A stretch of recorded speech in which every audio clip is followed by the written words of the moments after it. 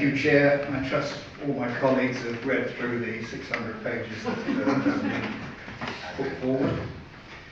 However, I'll try and cut this down, but it's not going to be easy. This is the formal request for approval of the 4 recommendations to Council concerning the subsequent process of dealing with the pre-submission local plan, which is generally termed Regulation 19. Should the recommendations before you be approved, this represents a significant stage of the evolution of our emerging local plan, which is designed to conduct our planning policy until 2041. This follows the consultation process known as Regulation 18, the importance of which was clearly embraced by many interested parties and resulted in over 3,400 separate points being raised and dealt with by our officials. Responses to all such points are contained on our website. I wish to record my and I feel sure all other members here tonight to thank our officers for their diligent analysis of those responses and for arriving at this final analysis and distillation of those many comments into this detailed and comprehensive plan that is now before us. It has been truly a mammoth task for them. An approval this evening allows this draft to go forward for publication to facilitate a further public consultation of 6 weeks, which will straddle next October to December. This allows for further representations by any interested party to be made on the plan as a whole. The document, unless significantly unforeseen issues arise, is then submitted for independent examination in public, which is termed Regulation 22. Subject to the same achieving the standard required by the examiner, the plan, together with any further recommendations by the examiner, are then incorporated into the plan and will revert to this council for final approval before going for ministerial approval. Those processes are more specifically covered and detailed in the recommendations in the documents you have. Whilst I'm sure the following is going to be appreciated by attending councillors, I'd like to explain to all those members of the public listening or indeed attending in this chamber that this consultation invites comments on the plan as a whole. The question is whether they think the entirety of this proposed draft local plan is sound and reasonable. It is emphatically not a rerun of the Regulation 18 process, which invited comments on each and every aspect of the details within the proposed plan. The opportunity for making those alternative suggestions was only at Regulation 18 stage, and that has now passed. This stage and those previous and future stages are all stipulated by statute and have been reached after a long and expensive process of analysing all aspects of the planning process and procedures, and will ultimately provide a fundamental change and redirection of a large cohort of policies from those in our extant and now well out-of-date plan. Although those statutory stages will not be completed for some time, by passing these recommendations tonight, the contained policies gain in an immediate level of weight in assessing all future planning applications.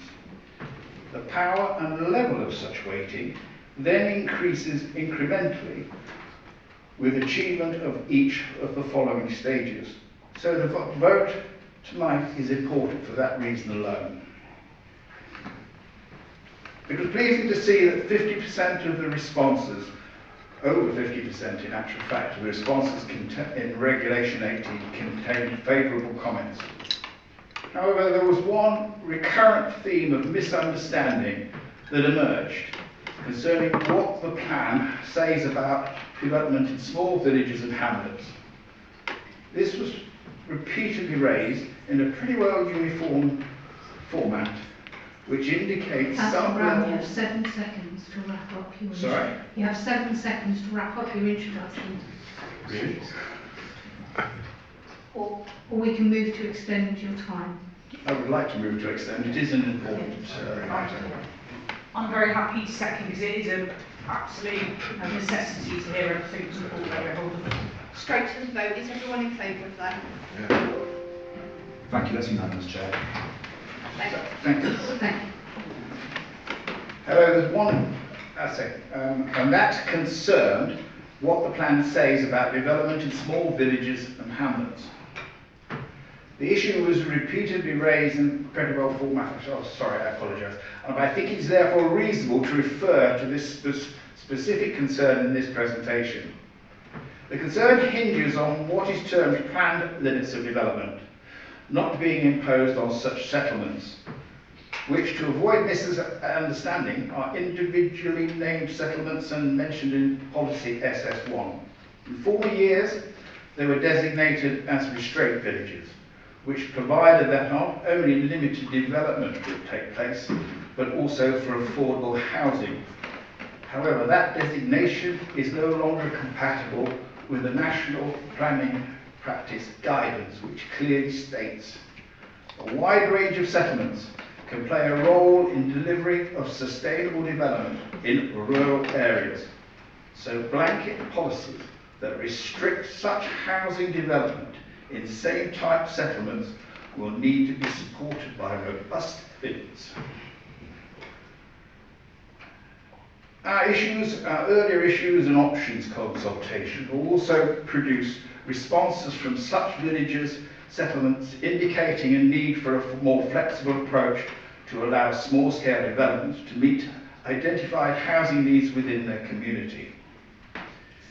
In response to the National Planning Guidance and the said consultation, your council has developed a criteria-based approach that will allow for small-scale infill, redevelopment of existing properties, and the rounding off of existing developments. The matter is dealt with in detail in Policy SS3. It makes clear direction that any development would have to be small-scale, usually 1 or 2 properties, although there is an exception up to 5 in exceptional circumstances.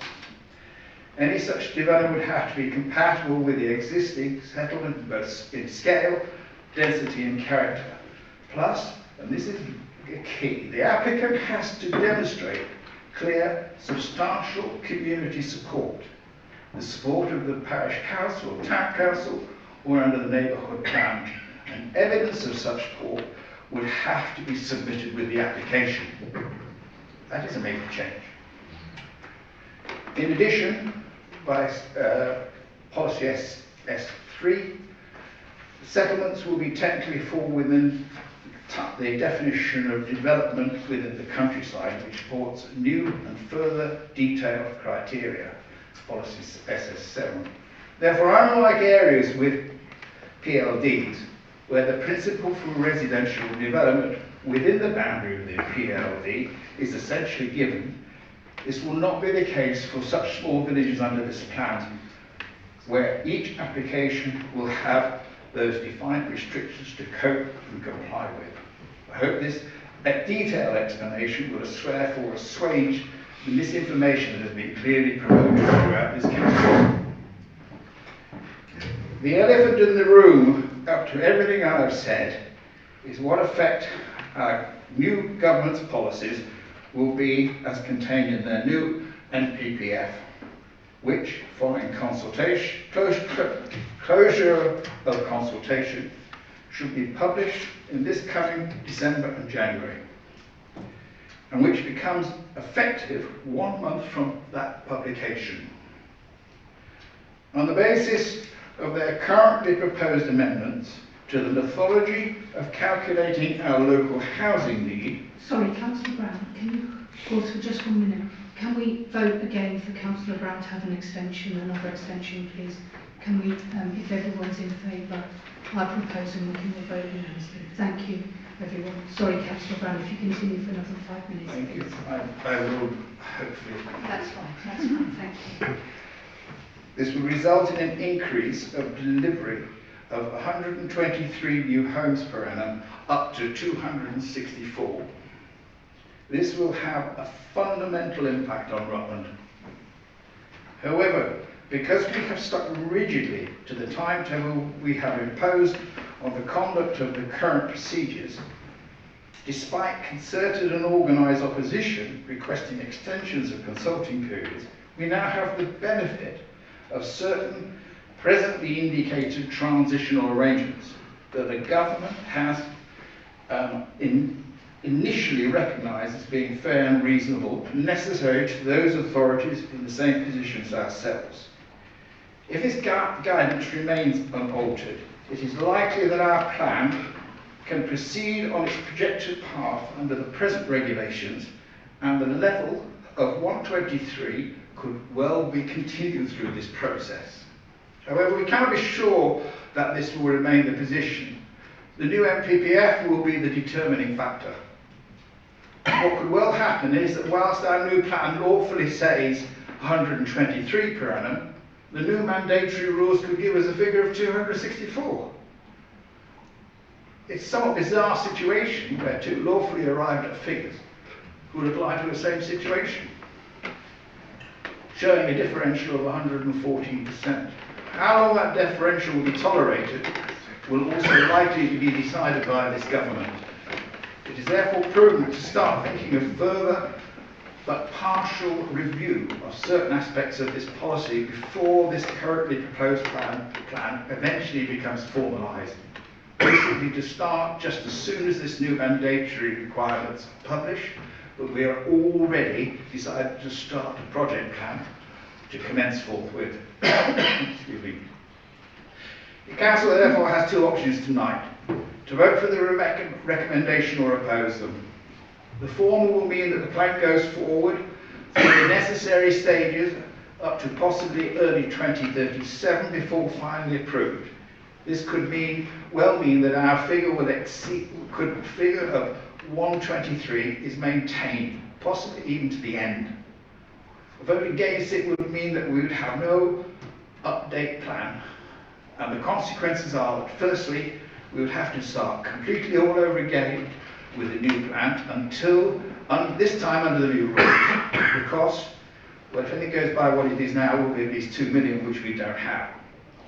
Secondly, our currently healthy 5-year housing supply of 7.6 would reduce automatically to 3.7 from some date in January. We would then be again at the mercy of predatory developers as we were in 2021-22, with the dire results which our residents would not appreciate. Thirdly, we will lose all the other policies of the draft plan that have received so much approval from residents.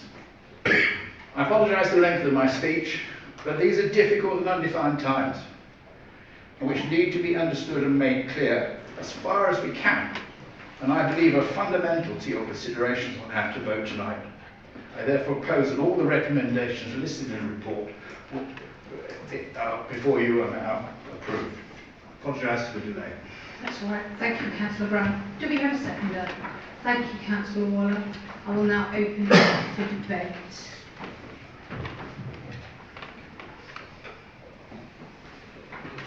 Anyone?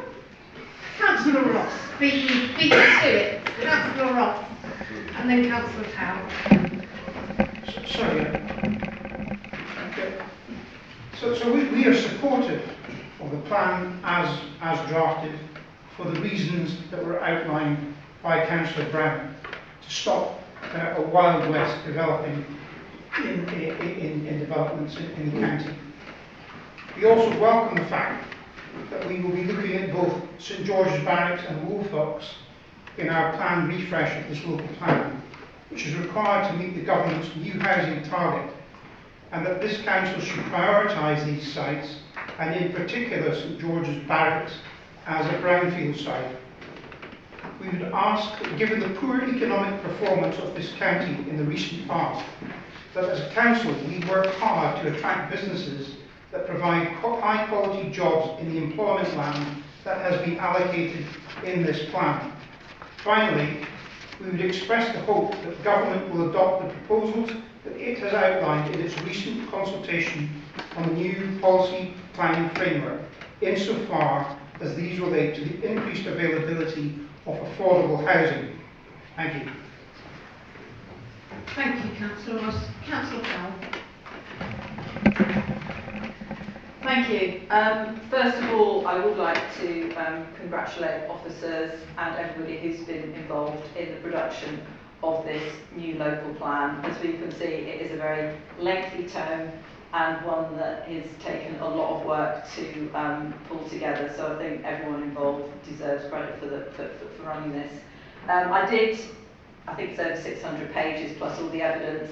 I do remember back when I was first elected looking at the previous local plan, which eventually wasn't adopted. That was pretty lengthy, but I think that was 200 pages plus quite a few extras. So obviously it has expanded considerably, and I'm glad I've got it online now rather than in a weighty volume. So I believe we're supportive of this plan. We now have some really good updated policies, which will, as Councillor Brown says, will become more robust as the process proceeds. The other significant difference from the last plan was that we've now formalised the Rutland allocation of the 650 houses relating to the Stamford North development. When I was portfolio holder for planning in 2022, the key priority was for this plan to develop at pace and to get it done within as short and reasonable time scale, but obviously doing all the due diligence along the way, and to involve all members in those discussions through members' briefings, so a very rigid timetable. So I'm very pleased that the current administration have actually built on this approach and actually have now, and we've actually delivered it in a timely fashion. That was always the risk, that it would drag and that members wouldn't feel fully informed about what was going on. I think this has been aided and greatly supported by the cross-party working group, the local plan working group is made, and that makes for really good decision making, I think, for this council. And I think that this is part of the proof that this approach works. And we now, as Councillor Brown finds ourselves in, I think we find ourselves in the best possible position in terms of where we're placed now with the changes with the new government, which we have no control over. We'll have to wait and see. But I think we're supporting this plan now puts us in the best possible position we could be in to face the next stage. Thank you. Thank you, Councillor Powell. Councillor Corby. Thank you, Chair. I've got a few comments to make with regards to the strategic policy H2, cross-boundary opportunity, Stamford North. Already know this, but I hear me say this. First of all, I must comment on the recent Cabinet decision to exclude Brook Road from the housing allocation. Not because Brook Road should have necessarily been retained as an allocated site, but for all of those other residents who have taken the time to comment on the other allocated sites during the Regulation 18 consultation process. Councillor Corby, just for a second. Chair, what members have to say today must relate to the recommendations of the report, and the matter being debated today is whether or not to refer the draft local plan for consultation. Thank you. No, that's fine. Councillor Stevenson.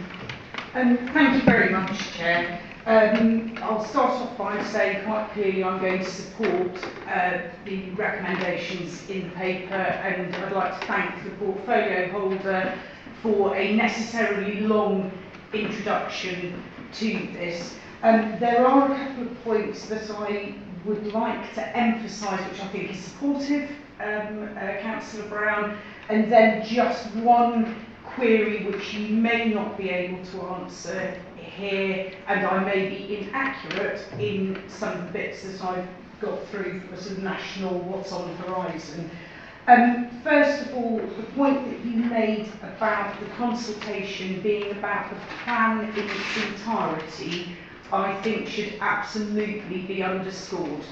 I think this council hopefully would have learned its lessons from the previous local plan. It's cost us about 2 million, but hopefully we've learnt our lesson that a single issue, however passionately we feel about it, cannot derail a document that is so important for the future of Rutland.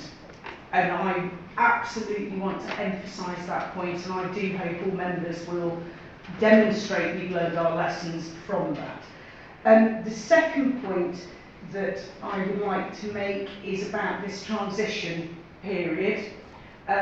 Clearly we have got huge housing numbers on the horizon courtesy of the new Labour government, who do seem to be slightly more urban focused. Is that being naughty, Chair? I don't know. I'll keep an eye on you. They seem to be less keen on supporting rural areas. Presumably when we do that refreshment, we will need to think very carefully about our spatial strategy covered in Chapter 5, and I really hope that members will have the opportunity to debate that perhaps informally, but that spatial strategy in light of those new housing numbers will be crucial to get consensus moving forwards. And then this is my question, which may not be to do with the recommendation, so I'm keeping an eye. Apparently the new National Planning Policy Framework will be suggesting that there must be 40% affordable homes on any development over 10 dwellings. Apparently this may actually call the viability of sites into question. So I'm assuming our planning officers will be fully aware of that potential, but I would like to flag that up now in the public domain. I think that's covered me off. Pass it then, Chair. Thank you. I think, Chair, that was a comment rather than a question. I think so. I felt it was very commenty, Chair. Yeah, I felt very commenty rather than questioning. Any other? Councillor Johnson. Thank you, Chair. I'd just like to thank Councillor Brown for his efforts and his explanation about the smaller villages and the protections now afforded in the local plan to smaller villages, as I'm aware there's been a lot of concern about this in the community. Thank you. Thank you, Councillor Johnson. Councillor Waller. Thank you, Chairman. I would like to echo what Councillor Johnson's just said. I think he was spot on there, except Councillor Brown's not listening to the compliment I'm giving. But I'd also like to support Councillor Stevenson's comment, which I think is something both our officers will be concerned about, and I certainly will be raising at every opportunity that I have, starting with East Midlands Council's executive tomorrow morning. Thank you. Thank you, Councillor Waller. Any other? No? Oh, Councillor Heckles. Yeah, sorry, I just want to thank Roger Ransom for all his hard work putting this local plan together. I think some of the officers are never quite recognised for all the hard work that they do. Thank you very much. Thank you. If there's no further debate, then we will move the motion. So the motion is that Council approves the recommendations listed in section 1.2 of report 101/2024. So I would ask all those in favour, please raise your hands.